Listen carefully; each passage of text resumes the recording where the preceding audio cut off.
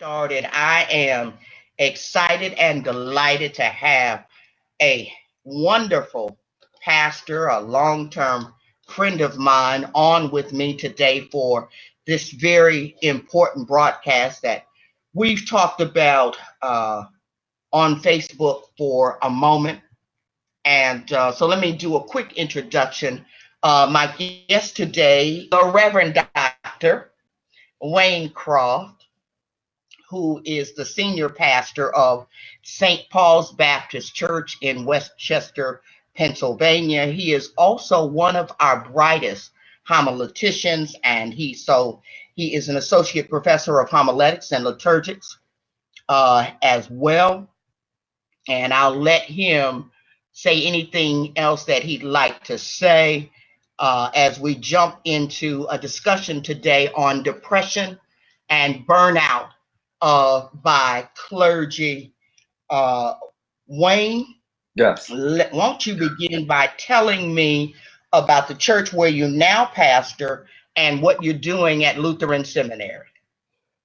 All right. Thanks, Martha. I am in my 6th year, actually celebrating this coming Sunday, my 6th anniversary as pastor of St. Paul's Baptist Church in Westchester. I pastored in Philadelphia for 20 years at the Church of the Redeemer in South Philadelphia. And so I am enjoying the pastorate, this new pastorate, a new season in my life. I also am the Jeremiah Wright Senior Associate Professor of Homiletics at United Lutheran Seminary. The chair is named after Jeremiah Wright Jr., father, of course, who was one of 2 African Americans to graduate with the first one of 2 African Americans to graduate with an STM from United Lutheran Seminary. And so I teach homiletics, I teach worship, and Baptist polity. All right. Congratulations, anniversary. Congratulations. Wayne, in June at Hampton, you had us all quite enthralled. In fact, I've said to everyone who've asked me, how was Hampton, that there was good preaching, but the tape, if everyone wanted to get a DVD or a CD, that people should get is would be those tapes that you did for lectures, because you struck a chord. You struck a chord, and we were all riveted as you talked about depression and burnout. And what I want you to do to kind of start us off today is to read the letter, if you would, that you read at Hampton, and then take it from there. Okay. So I began the letter with these words. Today I have vowed to be as honest and candid as possible. My recent physical and emotional problems have taken their toll on me. I have, however, beyond the constant headaches I have been experiencing for several months and the pain in my back that has returned since my surgical procedure, I am now burnt out, stressed, depressed, and at the point in my ministry where I feel I cannot go any further. I have faithfully served this church for 18 years. During this time, I have earned numerous academic degrees, which I have completed without taking any time off in between earning each of these degrees. This will be my first year since I have been your pastor that I have not been enrolled in school. I have led us in constructing a new building, developed and hired staff, brought public recognition to our church, led us into purchasing a city block and 2 capital campaigns. I preach 3 times on Sunday and do so much more. Within the last 5 years, I have buried and preached the funeral of my dear godmother, 2 uncles, and 1 aunt, of whom I was very close to, my young niece, my brother-in-law, my mother-in-law, and lastly, my dear father. In all of this, I have now hit a wall. Unfortunately, I am at the place now where I no longer want to do ministry, and more specifically, pastor. A few months ago, I left our church after a meeting and I was drained. While driving home on the expressway, I began to approach my exit. However, just before exiting, I thought I was about to have a heart attack or stroke as I could not breathe. I felt tightness in my chest. I immediately pulled over, stopped my car, and begged God not to let me die like this. And I began to take slow and deep breaths. After a few minutes, I realized I was not having a heart attack or stroke, but rather an anxiety attack. Like everything else, I got past it, thanked God, and moved on without telling anyone my experience and was back to the church and preaching on Sunday. I believe what is happening now is what I have been afraid of for quite some time. That is, I have been afraid to slow down and rest because I thought, felt, and believed that if I slowed down, I would die. I have been running at a maximum speed of adrenaline, which is why I have been able to continue to do ministry without anyone, including myself, recognizing that I was going to crash. It is said that when a pastor draws close to 20 years in the same ministry setting and leading a growing church, they need to take a long and serious break or their serotonin levels will otherwise become depleted. This became an eye opener to me as I began to read the book Leading on Empty. I learned that serotonin is a neurochemical like endorphins, dopamine, and oxytocin. It's a natural feel good hormone. Serotonin influences most brain cells both directly and indirectly and impacts levels of mood, anxiety, cognition, memory, and perception. It replenishes during time of rest and then refuels you while you're working. If, however, one continues to drive on without replenishing his or her serotonin, it will be depleted. As a substitute, one's body will be forced to replace the serotonin with adrenaline, which I have done. To run on adrenaline, however, is to destroy one's system, and one like myself will burn out sooner on the inside than they are able to see on the outside. Needless to say, chronic depression eventually takes over. There are times I am in so much emotional pain and consumed with depression that I don't want to get out of bed and I dread morning coming. I have given so much of myself to help others, listening to them, and unknowingly at times carrying their burdens while trying to live, balance, and enjoy my own life. I did this well for years, but admittedly, it has caught up with me. As I sat at my desk at home a few days ago, I burst into tears, crying uncontrollably because I knew the place I was in and I could not see myself going forward in life. Depression had darkened my door to the point of suicidal thoughts.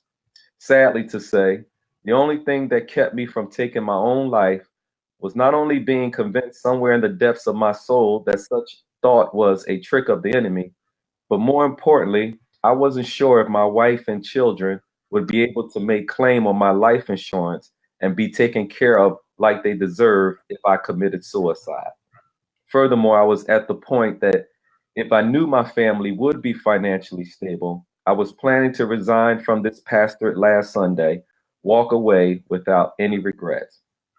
People have no idea how demanding the pastor can be and how demanding people can be because everyone thinks they're the only one.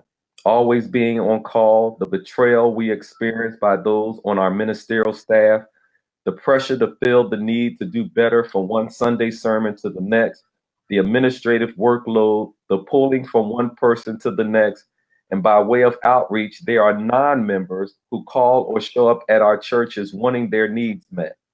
This over time takes its toll. As a much younger pastor, some of these things made me feel like many of us want to feel needed and valued. But now I feel imprisoned. I have set the bar high not only at this church, but in other areas of my life. And amid the grind to do all things well, I, however, have not undertaken proper rest and time away. The end result has not only caught up with me physically, it has caught up with me spiritually and emotionally. This year, I celebrate having the longest tenure as pastor of any pastor at this church, including its founder. And I rejoice greatly in this fact. None of the previous pastors preached or led this church as long as I have or accomplished what I've accomplished. And the one that came close, our founder, died of a heart attack in what I believe was his early 50s. I am sorry that it has come to this, but I am glad that I'm beginning to come to terms with where I am physically, spiritually, and emotionally. I am burnt out and I am experiencing serious episodes of depression. It hurts and it's painful to acknowledge that I feel lost, and at this point, I have nothing to give. I don't want to do what I'm doing anymore. The question I am left with is, what am I going to do in this right now moment? The answer is, I don't know. My initial thought was to resign, leave everything and just float, waiting for the next thing to do. But deep down, I know God has me at this church, and for some reason, there's a very small part of me that believes God is not finished with me yet. I am still coming to grips with where I am and how I feel physically and emotionally. Yet I am still praying when I can and have the strength to. And I am thinking everything through. Sincerely, God's servant and possibly your former pastor. I went on to say, I wrote this letter in April of 2010 when I was at my former church. I was seriously drained, exhausted, and later diagnosed as chemically depressed and eventually prescribed Wellbutrin, which I'm on today. There were numerous times I laid in bed crying, consumed with depression, and in a fetal position with my wife and my children crying at the side of my bed, begging me to get out of bed and live. I emailed this letter I read to you to the chairperson of both our trustee and deacon ministry of my former church and a trusted friend who has been a member of the church for some time. Wayne, also, I'm hearing and reading different comments. One is able to hear. Some of you are saying that you are able to hear fine. So I hope everyone is able to hear. Wayne, do me a favor and speak just a little bit louder. Okay. That may help. But I think everything will come out fine once we post this, and to play it back in their leisure. So I want to let everyone know who is online. I hope that everyone, and if you can't, this is so important, please play it back when it's posted online. So what year again was that, Wayne, when you wrote that letter? It was in April of 2010. In 2010, and you were ready to not only from the pastor, you were thinking about just walking away from life, but you hesitated because you that the policy would take care of your family if you committed.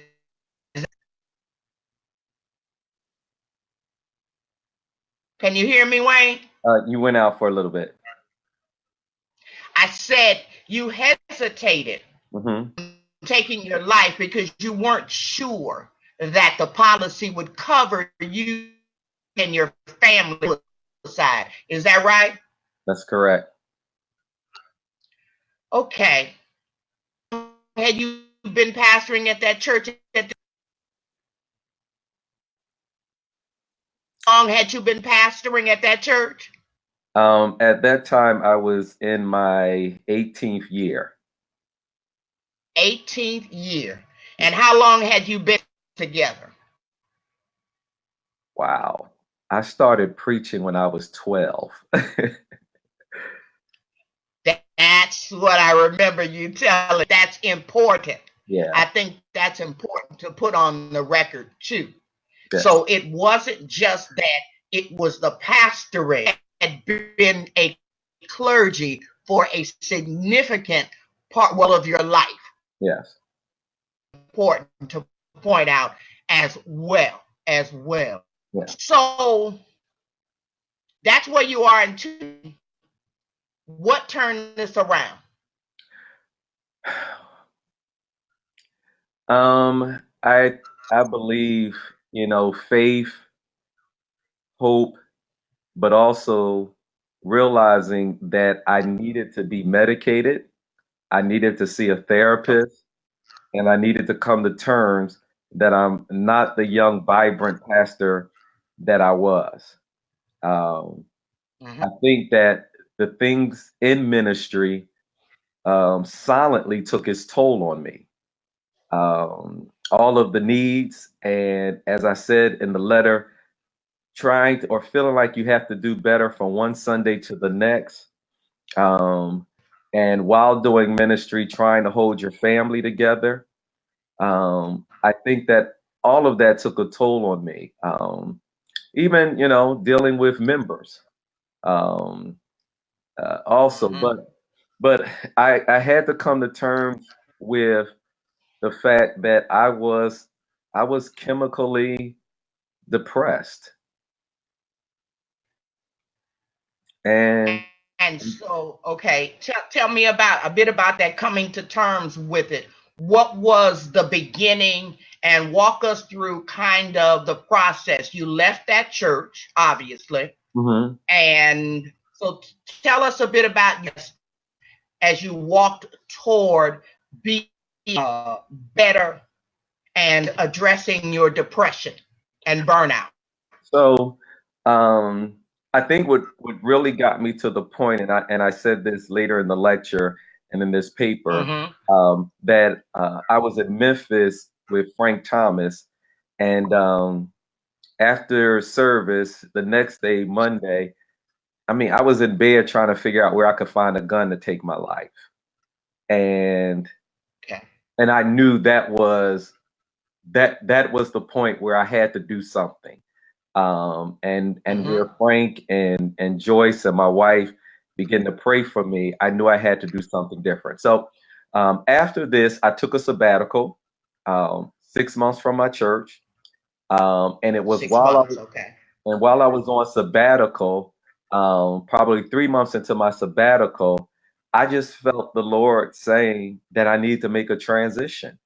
That Mm-hmm. that church, and nothing against the church, but that church wasn't healthy for me in that season of my life. My Got question it. my question was, I'm a professor at Lutheran. I need to keep that job because I love what I'm doing, but I want to stay in the pastorate. So where could I go and still be in Philly, but not pastor in Philly? Because if I pastor in Uh-huh. I will split this my former church, and members will come from Okay. my former church over to here.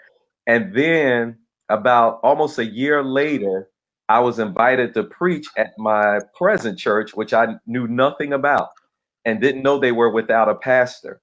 And after I finished preaching, the pulpit committee asked me would I consider coming there. And that church was half the size, more than half the size of my former church. My former church had Right. grown to about 1,900, 2,000 members. This church had about 178 people in the sanctuary and maybe My 400 God. people on roll. Um, but when I pulled up and when I left, me and my wife looked at each other and I said, I believe this is the place. They had 241 applicants. And I said to them that if I'm still standing and you still want me, because I did not want to submit an application or resume. So I told them if I'm still standing after you go through 241 applicants, I will seriously consider coming here. And it got down to about 10, and they said, we still want you to come. And so I got in the race, and here I am. Um, and I've watched the church grow. I watched myself grow, and it was the best move I could make for where I was in that season of my life. Okay. Okay. Um, so you realized that to be medicated, Hmm. you realized that you needed to see a therapist, Yes. and you realized that you needed to leave a 1,900 member church Yes. for a church that did not have 300 people in the seats, Right. right? Yes. And so you did that. And so the process of your getting better begun. Yes. So now it's through that process to where you are today, pastors who are sitting where you sat or could be there soon, kind of on the cusp. Talk to us about recommendations that you have for clergy who are just rough season in ministry, perhaps those in a rough season. Yeah. So talk to us a bit about your journey and give us some recommendations. So, you named two. One was to realize I needed to be medicated and not hold myself to that stigma that we have in the African American community when it comes to depression. Two was to recognize when I sense that I'm at burnout and how do I protect my calendar. So now I realize there was a time I could do 3 weeks of revivals and not have a problem. I can't do that now. And it's not that I cannot do it physically, is that it will cause me to become depressed, even though everything on the outside is okay. And so you have to know what season you are in your life, and you have to protect your calendar. A therapist, being able to talk to someone, and not only therapist, but a trusted friend.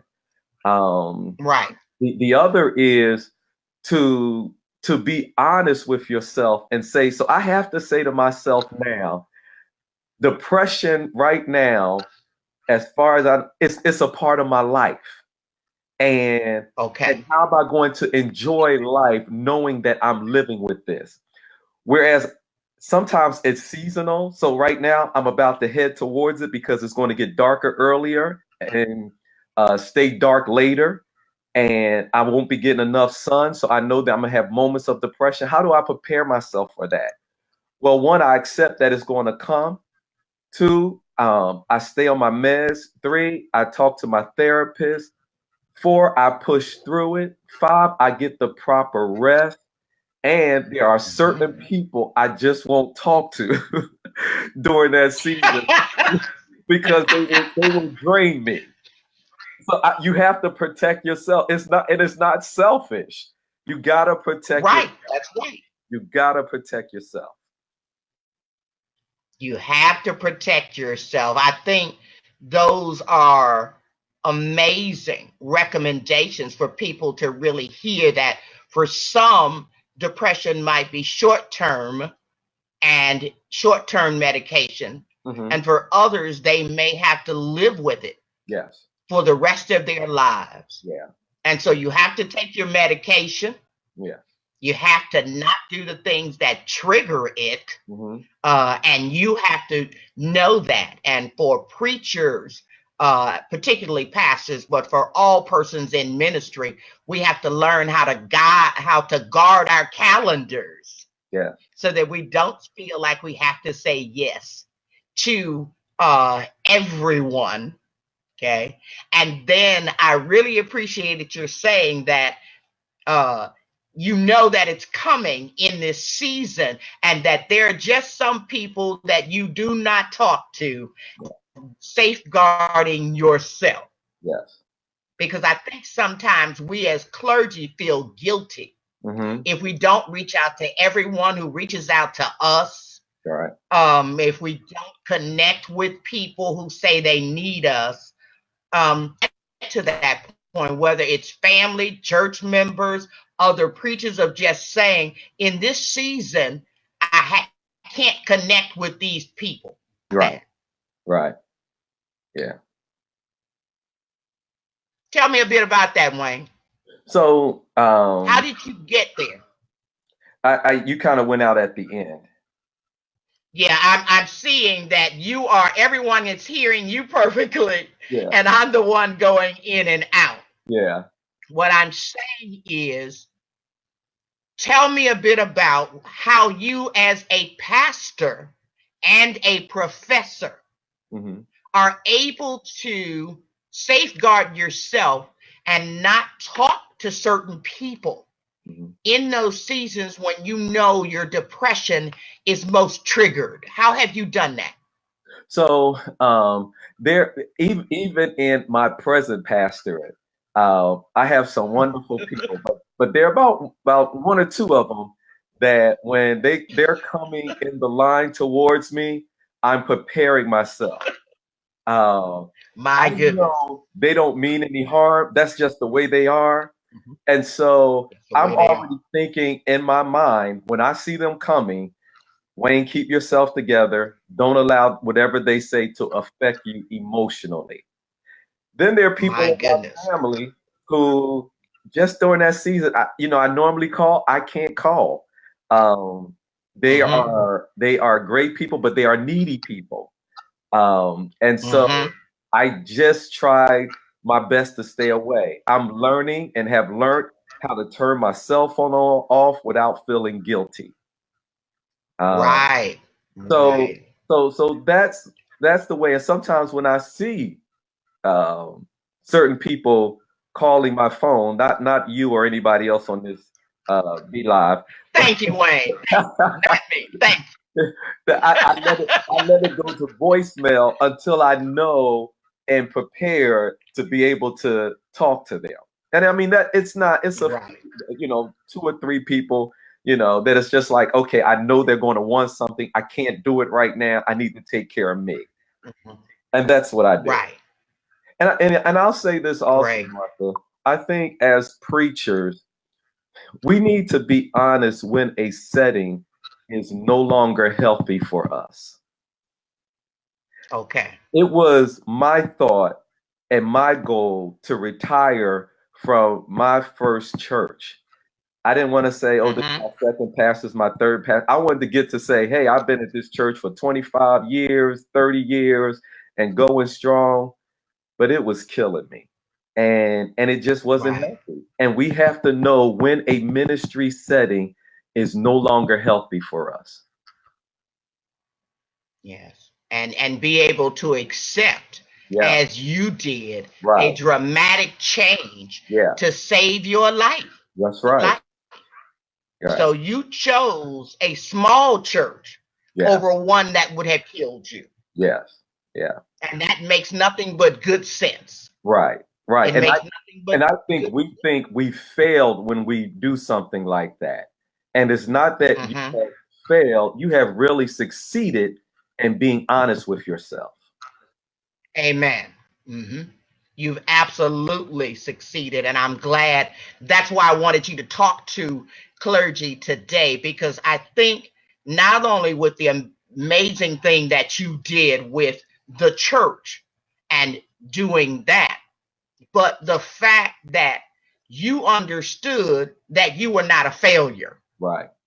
Right. You are not a failure, Right. because too many clergy will not take the medication. They will not call the therapist, because there's such a stigma in society, Yes. and it's really big in the African American community and the clergy community. I've had preachers as recent as this weekend to send me messages saying, I want to talk to someone, but Yeah. I can't trust clergy.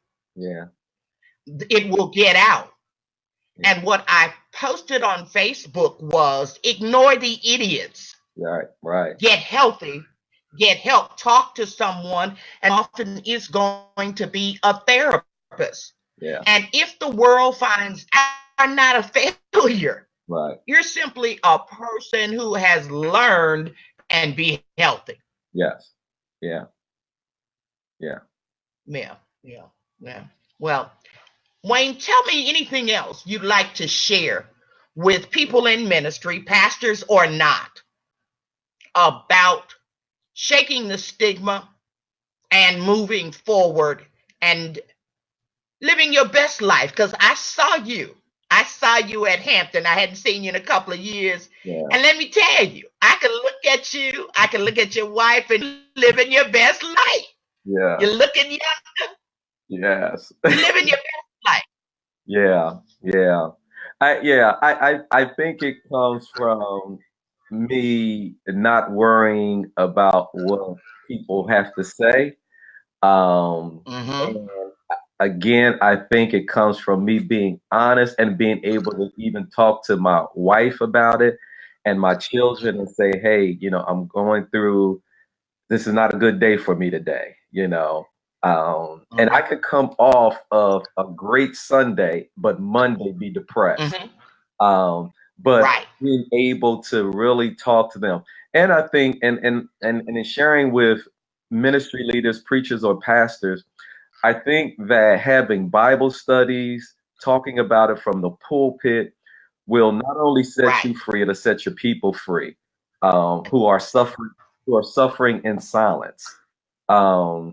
To especially, so one of the things we do around Christmas and Thanksgiving, we call it the holiday blues, and we bring in a counselor or Mm-hmm. therapist for Bible study to talk about depression and how to handle these seasons if you lost a loved one.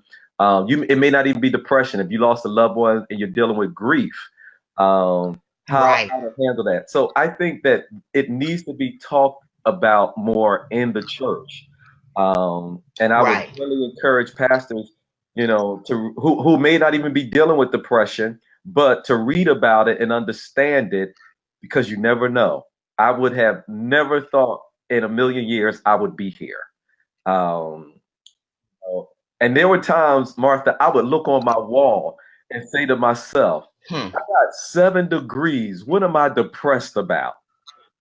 Mm-hmm. I'm Yeah. doing well. Why am I depressed? Um, Right. it's emotional. Nothing really has to trigger it. Nothing on the outside has to trigger it.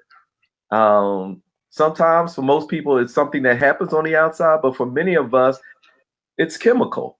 And That's those who are right. not That's right. chemical, it's seasonal. And so Exactly. often you have to also realize that it is seasonal.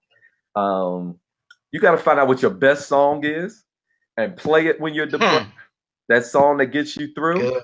Go back and read that Mm-hmm. book that you love to read that empowers you.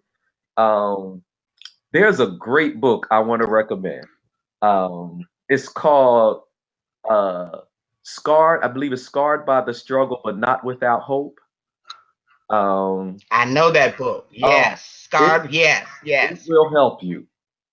It will help. Scarred by the struggle. Yes. Yeah. Mm-hmm. It will. Yeah. And so sometimes, I read that book over and over again when I'm depressed because it's so real. And in another book called Living on Empty, that is very helpful. So, Okay. I would encourage preachers, don't just read books, to prepare for your next sermon. Read books that's going to help you Hmm. deal with yourself emotionally. Exactly. Exactly. Not just books about growing churches, books Wow. about growing a healthier you. Yes. Yes. And I appreciated your saying, talk to you about it. Mm-hmm. And that really gets it out in the open when your people are able to hear their pastor say, I have seasonal depression. Mm-hmm. Yes. Or I take depression and I believe God is still using me. Yes. Yeah. I think that's a powerful Yeah. thing to say. Yeah. Wayne, is there anything else you want to share with us before we close out? No, I thank you for allowing me to talk. I have to say, when I read that letter, I have not looked at the video, the DVD from Hampton when I did that, because Mm-hmm. I still, in some ways, have to come to terms with it. It's going to a dark place for me. Um, but Okay. but it is still healthy to realize and help me to remember from whence I've come. Well, I thank you for your willingness to read the letter. That is an amazing letter. And I thank you for sharing it with us and so today. I have no doubt that thousands will view this broadcast and you will help them. So I want to say thank you. Thank you so much for that. And please give my love to your wonderful wife and your daughter. Yes. And I thank you so much and appreciate everything that you are doing in ministry, from pastoring to teaching at United Lutheran Center. God bless you, Wayne, Bless you. and all that you do. Ladies and gentlemen, thank you for having joined me for another session of Preaching and Preachers. This special session was with the Reverend Dr. Wayne Croft. I also will be doing future sessions talking about depression and clergy burnout. I have a good friend who is a wonderful therapist who works with clergy, and she will be on with us in about a month or so. Again, there won't be a broadcast on Monday because I will be at a funeral, and I solicit your prayers for that. And last but not least, if you have been helped by today's broadcast, please share the video. As soon as it's posted, please share the video. It won't cost you anything. There's so many, and period, people in all areas of ministry, worship leaders, youth leaders, women in ministry, people who are suffering in silence. You can help them take the step they need to take to be well. Please, sir, please, ma'am, share the video, and I will see you again. I think the next video session will be October the 1st. October the 1st. Look for the post on Facebook. God bless everyone. Have a good week.